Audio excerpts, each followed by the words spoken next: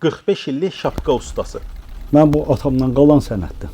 Sənəti hardasa mən gözümü açandan bu sənətliyəm. 12-13 yaşından deməklə təqribi bilirdim.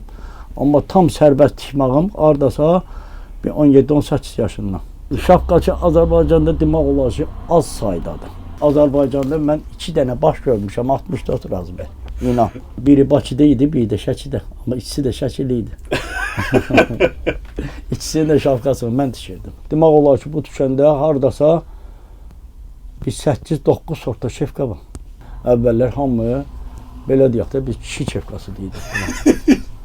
Bu Dədə Baba şefkası, həmişə kişi şefkası. İndi o kəndlərdə da qalxdı hardasa 5 dənə, 10 dənə. Heç olmasa bu təqribi mən deyim ki, bir 60 ildir bizdədir.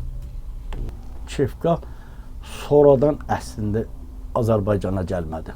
Bizim milli baş örtüyümüz papaq oldu. Şefka hardasa mən təqribi deyərəm ki, 20-ci illərdən sonraya cəhət çıxdı.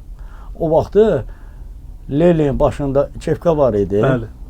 Həmən o şefkadan örtürdülər. Bütün şeydən, bolşeviklərin hamısının Ay sağ o şefkaların hamısını mən tikirim.